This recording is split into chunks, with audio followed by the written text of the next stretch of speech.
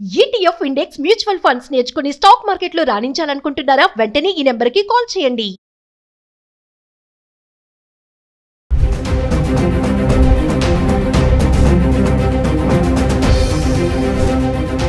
నమస్తే, welcome back to Suman TV. ప్రస్తుతం మనతో పాటు ఉన్నారు అనలిస్ట్ మందరి కృష్ణారెడ్డి గారు. నమస్తే సార్. నమస్తే అమ్మా.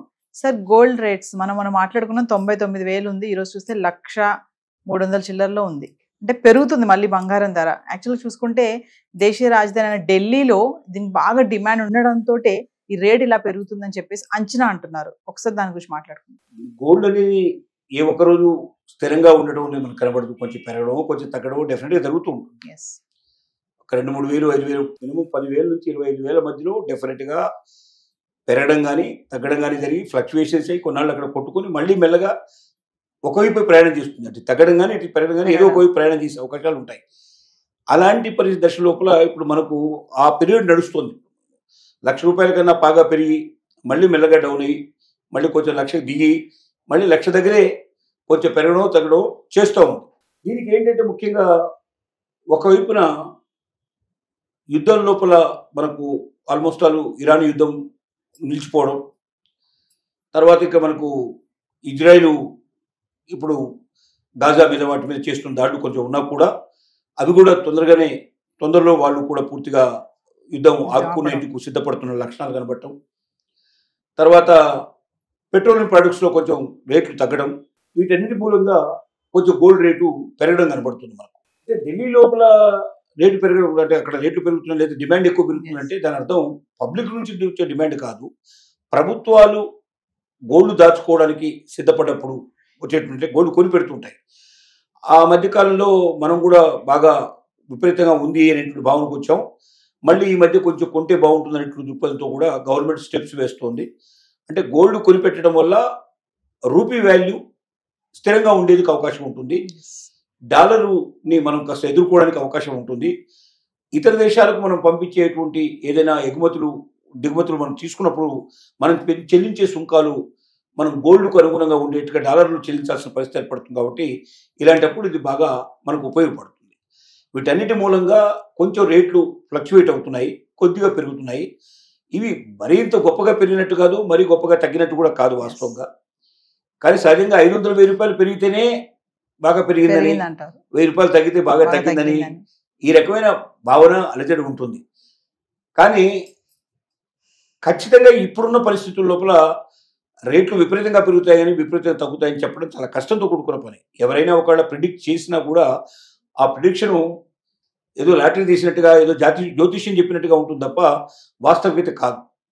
ఎప్పుడు ప్రపంచంలో ఏ మూలన ఏ సంఘటన జరుగుతుందో, ఏ దేశానికి మధ్యలో యుద్ధం ప్రారంభమవుతుందో, లేక సుంకాలు విపరీతంగా పెరిగిపోయే పరిస్థితులు ఏర్పడతాయో, లేక పెట్రోల్ ధరల లోపల మార్పులు చేర్పులు జరగడానికి, పెట్రోలియం ప్రొడక్ట్స్ ఒకేసారి తగ్గడానికి పెరగడానికి అవకాశాలు ఏర్పడతాయో, లేక స్టాక్ మార్కెట్లు కుదేలయ్యే పరిస్థితులు కానీ, చాలా విపరీతంగా పెరిగిపోయే పరిస్థితులు ఏర్పడటం కానీ, డాలర్ రేటు తగ్గడం కానీ బాగా పెరగడం కానీ, ఇలాంటి అన్ని విషయాల మీద ఎన్నో విషయాల మీద ఆధారపడి గోల్డ్ పెరగడమా తగ్గడమా అనేది ఉంటుంది.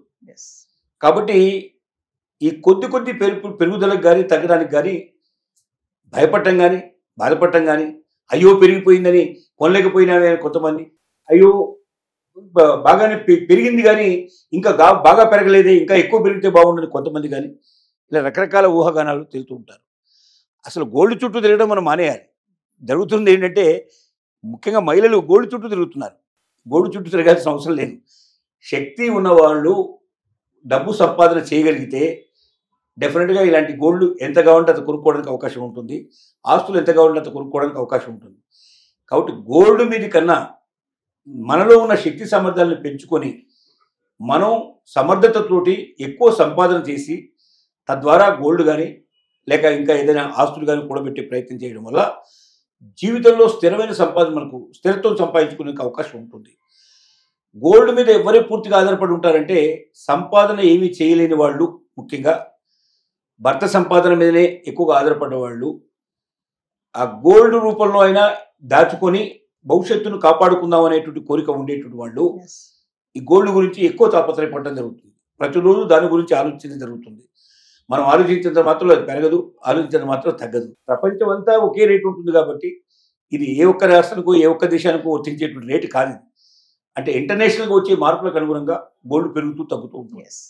అదే మళ్ళీ మనం చెప్పగలిగేది, మీరు ఎట్టి పరిస్థితుల్లో అప్పు చేసి మాత్రం గోల్డ్ కొనే ప్రయత్నం చేయకండి. మీ దగ్గర డబ్బు ఉంటే గోల్డ్ కొనుక్కోండి. ఈ కొద్దిగా పెరిగినా కొద్దిగా తగ్గినా డెఫినెట్గా గోల్డ్ అనేది ఒక పెద్ద ఎసెట్. అతి తొందరగా మీరు ఎక్కువ టైం లేకుండా 5 నిమిషాలు 10 నిమిషాల్లోనే మీరు అవసరమైతే గోల్డ్ తాకట్టు పెట్టి డబ్బు తీసుకోవచ్చు. అమ్మదలుచుకున్నా అతి సులభంగా అమ్మడానికి అవకాశం ఉంది. బాండ్స్ రూపంలో ఉంటే ఇంకా చాలా ఈజీగా మీరు అమ్మడానికి అవకాశం ఉంది. ఎవరైనా దాచుకునే వాళ్ళు మాత్రం ఆర్నమెంట్ రూపంలో దాచుకోకండి. ఎందుకంటే ఆర్నమెంట్ రూపంలో దాచుకునేటువంటి ఏదైనా నగల రూపంలో దాచుకుంటే మీకు ఎక్కువ డబ్బు రాదు.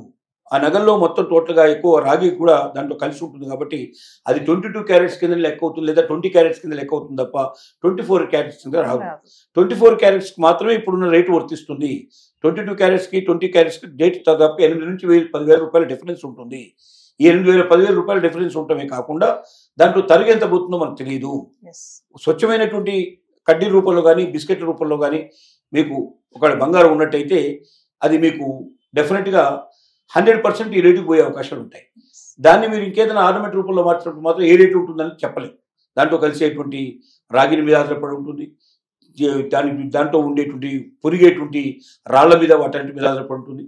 ఇవన్నీ తీసేసిన తర్వాత, మధురి తీసేసిన తర్వాత, తరుగు తీసేసిన తర్వాత వాడు ఏ రేటు ఇస్తే ఆ రేటు మనం పుచ్చుకోవాల్సిన పరిస్థితి పడుతుంది.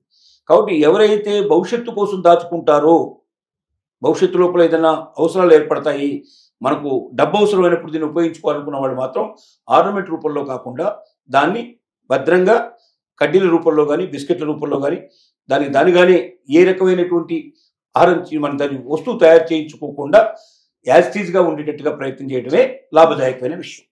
ఈ టైంలో ఇన్వెస్ట్మెంట్ చేయడానికి మంచి కరెక్ట్ టైం అంటారా సార్?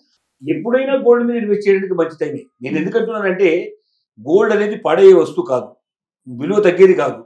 విలువ ఎంత తగ్గినా చాలా తక్కువ తగ్గుతుంది. పెరిగితే కూడా కొద్దిగా పెరగవచ్చు, కానీ తగ్గడం మరీ గొప్పగా ఘోరంగా అయితే తగ్గదు.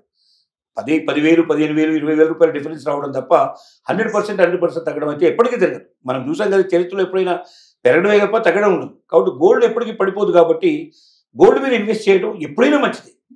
కానీ ఎవరు ఉన్నవాళ్ళు మీ దగ్గర ఉంటే చేయండి, మీ దగ్గర లేకుండా మాత్రం అప్పు తెచ్చి మాత్రం చేయకండి. మనం ఒకసారి కాదు 100 సార్లు మనం అదే మాట చెప్తున్నాం. Thank you.